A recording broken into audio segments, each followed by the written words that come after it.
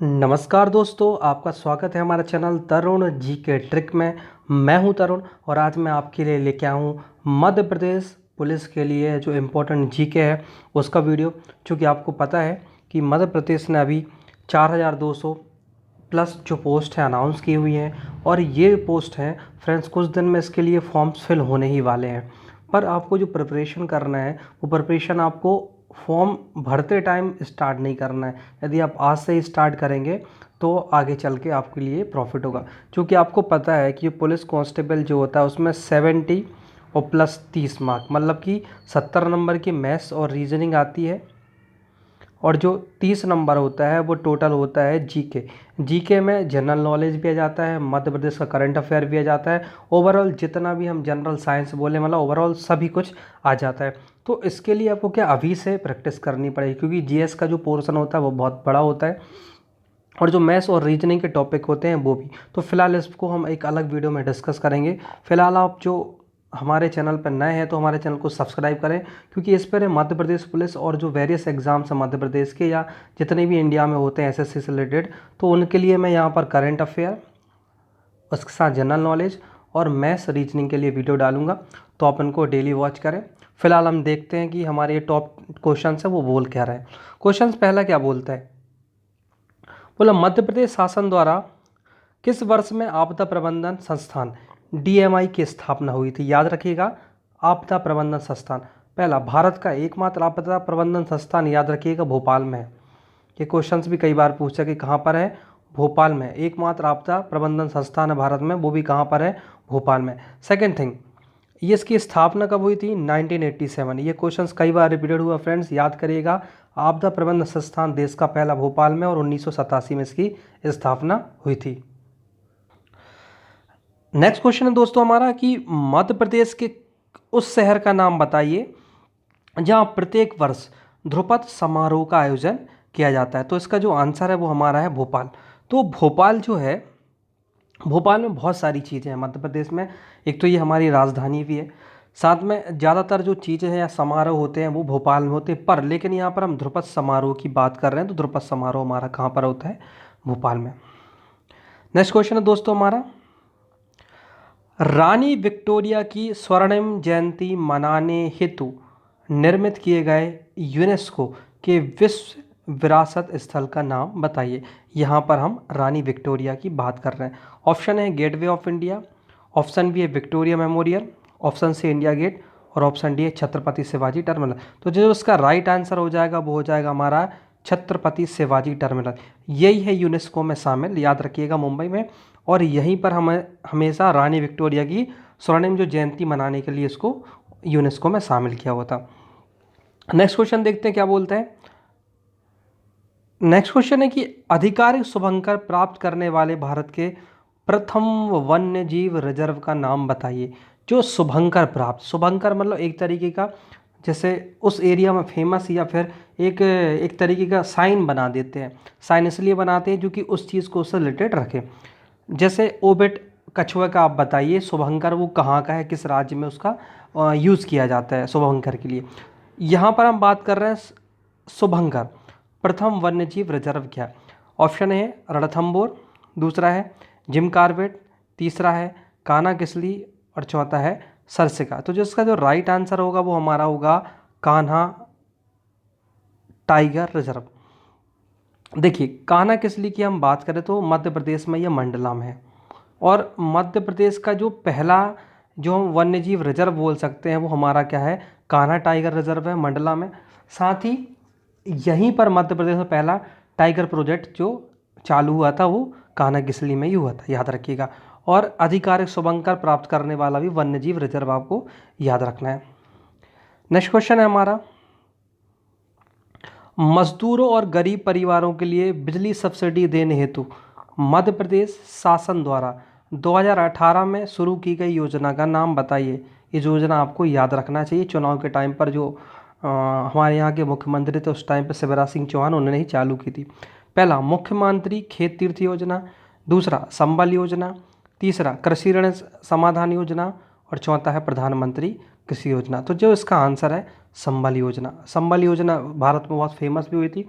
इसमें 100 यूनिट जलने पर 100 रुपये बिल आता था और 150 यूनिट के लिए भी इन्होंने बनाया था। लेकिन हमेशा पूछते हैं कि संबल योजना जो थी वो किस स्टेट ने चालू करी थी, तो आपको मध्य प्रदेश याद रखना है। नेक्स्ट क्वेश्चन है हमारा कि 1931 में भारतीय राष्ट्रीय कांग्रेस के किस अधिवेशन में मौलिक अधिकारों और राष्ट्रीय आर्थिक कार्यक्रमों के प्रस्ताव को अपनाया गया था? पहली बात तो आपको पता होना चाहिए 1931 में जो कांग्रेस का अधिवेशन हुआ था वो कहाँ पर हुआ। तो इसका जो राइट आंसर है वो है कराची। तो आपको इतना तो याद रखना ही कि 1931 में जो कांग्रेस का जो राष्ट्रीय अधिवेशन हुआ था वो था कराची, पाकिस्तान में। क्योंकि भारतीय राष्ट्रीय कांग्रेस की बात करें तो 1885, आपको इतनी डेट याद रखना है, 1885 में भारतीय राष्ट्रीय कांग्रेस की स्थापना हुई थी मुंबई में, याद रखना है आपको, ठीक है। नेक्स्ट क्वेश्चन है हमारा, मध्य प्रदेश सरकार द्वारा 2018 में राष्ट्रीय कालिदास सम्मान से किसे सम्मानित किया गया था? तो पहला है मेषनाम कामिनी कुमार से, दूसरा है अंजोली इलामीनन, तीसरा है प्रभाकर कारेकर और चौथा है हरिचरण भुयन बोरवयन। तो इसका जो राइट आंसर है वो 2018 की बात कर रहे हैं, तो अंजोली इलामीनन। आपको ये नाम रखना है, याद रखना है, क्योंकि 2018 का जो कालिदास सम्मान की हम बात कर रहे हैं तो वो अंजोली इलामीनन। तो फ्रेंड्स ये जब आप एग्ज़ाम्स देंगे जिस भी स्टेट का, तो उस स्टेट्स का करंट अफेयर पे थोड़ा फोकस ज़्यादा करना पड़ेगा आपको, क्योंकि क्वेश्चन ये मत सोचिए कि जो करंट में चल रहा है वो बस पूछते हैं। कभी कभी जो मेन सम्मान होते हैं, जैसे मध्य प्रदेश में कालिदास सम्मान, तानसेन सम्मान, ये बड़े सम्मान होते हैं, तो ये पूछ लेते हैं पुराने डेट्स भी। तो 2018 का तो आपको अंजोली इलामीनन याद रखना है।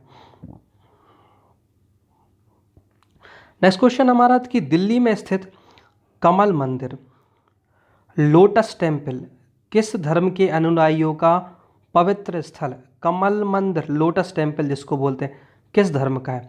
पहला पारसी, दूसरा बहाई, तीसरा यहूदी और चौथा जैन धर्म। तो जो इसका आंसर होगा जो बहाई धर्म है। तो आपको याद रखना है जो लोटस टेम्पल बहाई धर्म से आपको कनेक्टेड कर लेना है। नेक्स्ट क्वेश्चन हमारा मित्रों, 2017 में मध्य प्रदेश के किस हिस्से में दुनिया का सबसे पुराना शैवाल जीवाश्म खोजा गया? ऑप्शन ए है चित्रकूट, ऑप्शन बी है पन्ना, ऑप्शन सी है टीकमगढ़, ऑप्शन डी है शहडोल। तो इसका जो राइट आंसर होगा वो हमारा क्या होगा? चित्रकूट। अब देखिए फ्रेंड्स, यहाँ पर शैवाल जीवाश्म की बात कर रहे हैं, लेकिन यदि हम बात करते हैं मध्य प्रदेश में सबसे छोटा जो रिजर्व बोल सकते हैं आप या फिर अभ्यारण्य बोल सकते हैं, तो वो हमारा डिंडोरी में आता है, जीवाश्म अभ्यारण्य, याद रखिएगा। नेक्स्ट क्वेश्चन है हमारा, मध्य प्रदेश राज्य में राज्य आनंद संस्थान के सामान्य विकास के अध्यक्ष कौन चुने गए हैं? तो इसका जो राइट आंसर है वो राज्य के मुख्यमंत्री। देखिए क्या होता है, आनंद विभाग की स्थापना करने वाला पहला राज्य है मध्य प्रदेश, जिन्होंने हैप्पीनेस डिपार्टमेंट को पहली बार भारत में चालू किया था। उन्होंने एक डिपार्टमेंट ही बना दिया था, आनंद विभाग। तो उसके जो अध्यक्ष रहेंगे वो कौन रहेंगे? राज्य के मुख्यमंत्री। जो भी प्रेजेंट में रहेंगे वो इसके अध्यक्ष कहलाएंगे। नेक्स्ट क्वेश्चन है हमारा, दीप से दीप जले के रचयिता कौन है? भगवान दत्त शर्मा, माखनलाल चतुर्वेदी, राहत इंदौरी और अटल बिहारी वाजपेयी। तो जो इसका जो राइट आंसर होगा माखनलाल चतुर्वेदी। माखनलाल चतुर्वेदी की ये प्रसिद्ध रचना है दीप से दीप जले, याद रखिएगा। नेक्स्ट क्वेश्चन है हमारा, भारत सरकार और आरबीआई के बीच मौद्रिक नीति ढांचे पर समझौते का निम्नलिखित विकल्पों में से कौन सा एक लक्ष्य है? पहला मुद्रास्फीति इन्फ्लेशन, अनएम्प्लॉयमेंट बेरोजगारी, पॉवर्टी और जीडीपी। तो जो इसका जो राइट आंसर है वो हमारा मुद्रास्फीति इन्फ्लेशन। याद रखिएगा, आपको मुद्रास्फीति को याद रखना है, ये भारत सरकार और आरबीआई के बीच मौद्रिक नीति ढांचे का समझौता है, याद रखिएगा। नेक्स्ट क्वेश्चन है हमारा कि ये बड़ा इंपॉर्टेंट क्वेश्चन है, क्योंकि भारत में जो मेट्रो मैन के नाम से किसको जाना जाता है? पहला है श्री विनोद धाम, दूसरा ई श्री श्रीधरन, तीसरा एम विश्वेश्वरैया और चौथा है मनमोहन शर्मा। तो जो इसका राइट आंसर है ई श्रीधरन। याद रखिएगा, दिल्ली मेट्रो का जो काम चालू हुआ था वो ई श्रीधरन ने ही स्टार्ट किया था, इन्होंने कंप्लीट किया था, इसलिए भारत में मेट्रो मैन के रूप में हम इनको ही जानते आते हैं। नेक्स्ट क्वेश्चन है कि बैरन द्वीप भारत में एक सक्रिय ज्वालामुखी कहाँ पर है?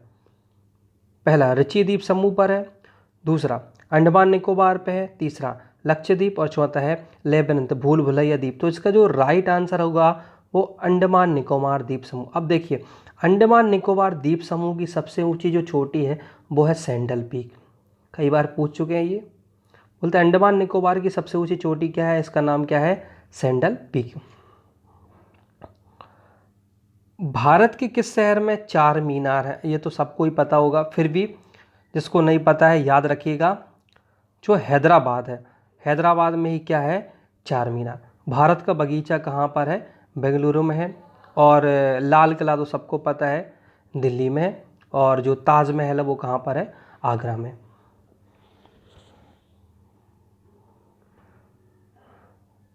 नेक्स्ट क्वेश्चन दोस्तों हमारा,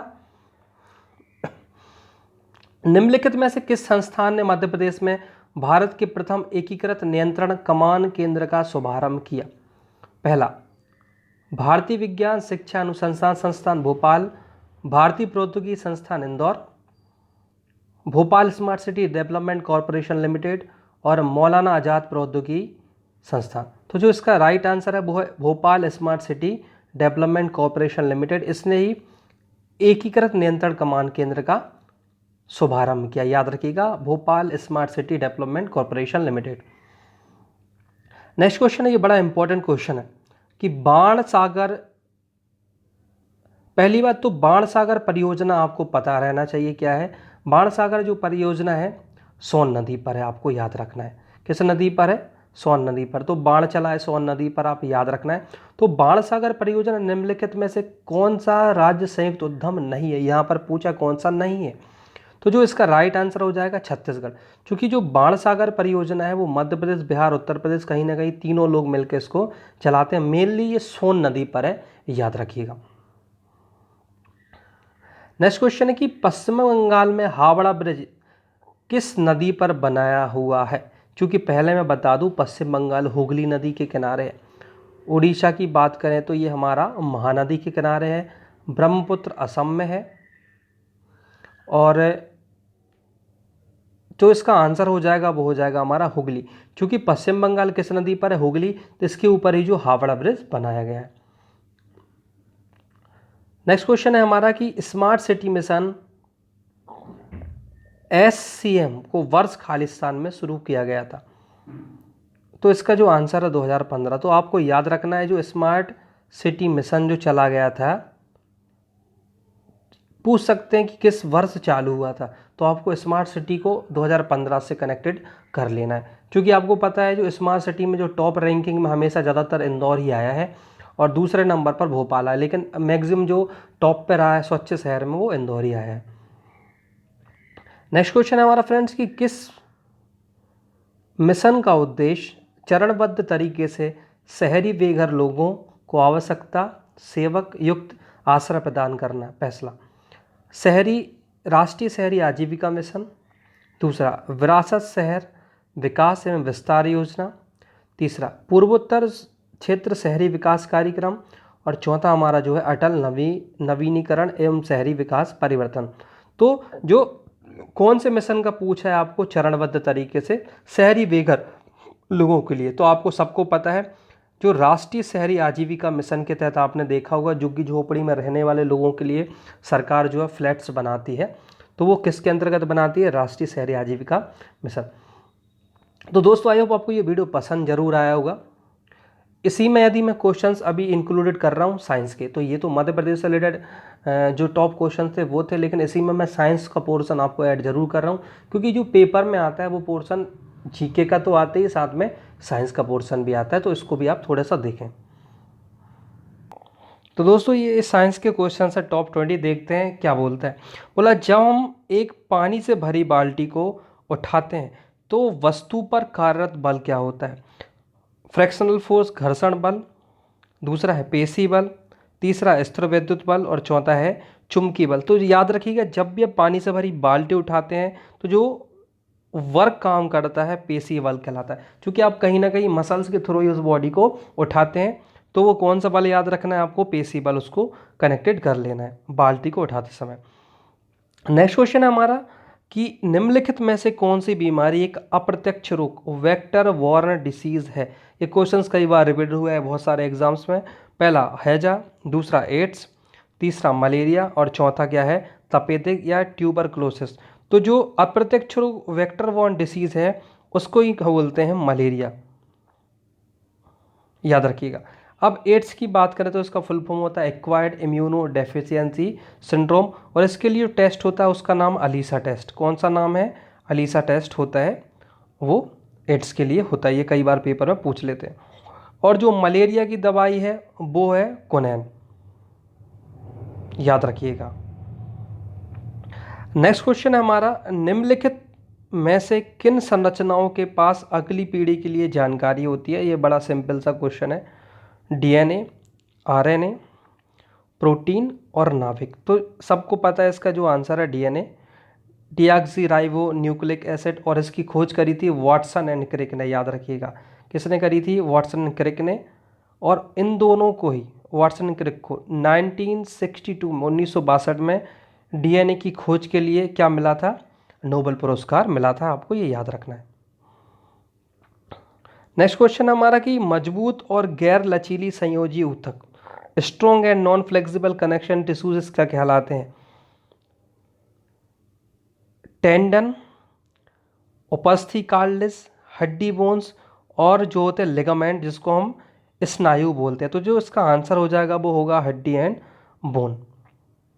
आपने देखा होगा आपके जो जॉइंट्स रहते हैं जैसे हाथ या पैर में देखेंगे तो कहीं ना कहीं ये मसल्स को कनेक्टेड करते हैं, तो मजबूत और लचीली संयोजी ऊतक क्या कहलाते हैं, बोन कहलाते हैं। नेक्स्ट क्वेश्चन है हमारा कि एक खेती योग्य क्षेत्र में अवांछित पौधा है, यह पोषक तत्वों, आश्रय और सूर्य की रोशनी के लिए मुख्य फसल के साथ प्रतिस्पर्धा करता है। तो ऑप्शन ए है खरपतवार, ऑप्शन बी है मैदानी कीट, ऑप्शन सी है भंडारण कीट, और चौथा है फसल। तो जो इसका राइट आंसर होगा खरपतवार। आपने देखा होगा कि जो खेती करते हैं तो उसमें बीच बीच में जो अनवांछित पौधे उगाते हैं जिनका वो फसल से कोई लेना देना नहीं होता, लेकिन वो उनका जो पोषण तत्व होते हैं उनको एटलीस्ट अवशोषित कर लेते हैं, तो वो खरपतवार कहलाते हैं। तो उनको नष्ट करने के लिए किसान लोग कुछ कुछ जो केमिकल्स उसमें डालते हैं या उनको हाथों से उखाड़ के फेंकते हैं, याद रखिएगा। नेक्स्ट क्वेश्चन है हमारा, He के 16 ग्राम में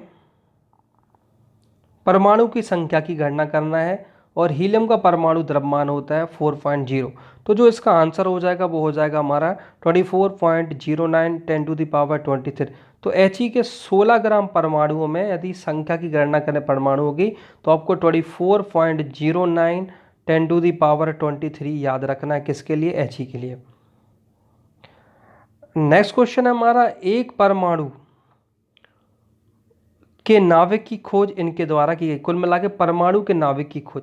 अब देखते हैं, एक जैसे कोई एटम है तो इसमें बीच में क्या रहता है, प्रोटॉन रहता है प्लस न्यूट्रॉन रहता है, और इसकी बाहरी कक्षा में इलेक्ट्रॉन क्या लगाते हैं, छक्कन। क्योंकि आपको पता है प्रोटॉन के ऊपर कौन सा चार्ज होता है, प्लस, न्यूट्रॉन के ऊपर होता है 0 चार्ज और इलेक्ट्रॉन के ऊपर होता है -8। जब भी आपने देखा होगा, जैसे मैंने बोला मैं इनको नमक बनाना है NaCl, तो NaCl में Na के ऊपर प्लस चार्ज रहेगा प्लस Cl के ऊपर -8, क्योंकि ये दोनों आपस में क्या करते हैं, अपन इलेक्ट्रॉन को एक्सचेंज करते हैं, और जो नया जो बॉन्ड बनता है, या जैसे हमने बोला NaCl को सोडियम क्लोराइड बोलते हैं जो खाने का नमक है, तो सोडियम और क्लोराइड से मिलकर जो बनता है। तो पूछा कि परमाणु के नाभिक की खोज किसने करी थी, तो इसका आंसर है रदरफोर्ड, और स्वर्णिम पन्नी प्रयोग आपको याद रखना है। तो नाभिक की खोज करी थी रदरफोर्ड ने। नेक्स्ट क्वेश्चन हमारा, जंग का रासायनिक सूत्र क्या है। अब क्वेश्चन ये पड़ता है कि जब भी जंग लगती है तो लोहे का भार बढ़ जाता है या घट जाता है, तो आपको याद रखना है कि जंग लगने पर लोहे का भार बढ़ जाता है। ये क्वेश्चन कई बार रिपीटेड हो चुका, क्या हो जाएगा, लोहे का भार बढ़ जाएगा। तो जंग का रासायनिक सूत्र हमसे जो पूछा है तो आपको याद रखना है Fe2O3। ये जंग का रासायनिक सूत्र है। अब जंग से लोहे को बचाने के लिए ऊपर उसका किसका लेपन कर देते हैं, इसका जो आंसर है वो आप कमेंट बॉक्स में बताइए उसको क्या बोलते हैं। नेक्स्ट क्वेश्चन है हमारा कि एक माचिस की डिबिया की लंबाई मीटर के पैमाने पर रखकर मापी जाती है। यदि एक सिरा 25.7 सेंटीमीटर और दूसरा सिरा 29.2 सेंटीमीटर है तो माचिस की वास्तविक डिबिया की लंबाई क्या है बताइए। ये लंबाई दे दी है,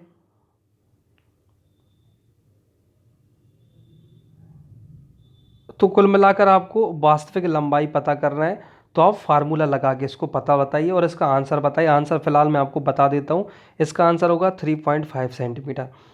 नेक्स्ट क्वेश्चन है हमारा, खोखली ईंटों से बनी बाहरी दीवारों वाले घर, खोखली ईंटों की बात कर रहे हैं यहाँ पर, सस्ती होती हैं, दूसरा हवा को फंसाते हैं और गर्मियों में कमरे को ठंडा रखती है, आसानी से विघटित हो जाती है और अधिक मजबूत होती है। तो याद रखिएगा हवा को फांसते हैं और गर्मियों में कमरा ठंडा रहता है। क्योंकि आपने देखा होगा आजकल जो ईंट बनती है सीमेंट वाली या बड़ी ब्रिक्स जो बनती है वो अंदर से क्या रहती है, खोखली। तो उनका खोखला रहने का रीज़न क्या है, एक तो ये रेट में थोड़ी सी सस्ती मिल जाती है, दूसरा इनमें हवा के कारण क्या होता है, जो रूम का टेम्परेचर होता है वो कम बना रहता है।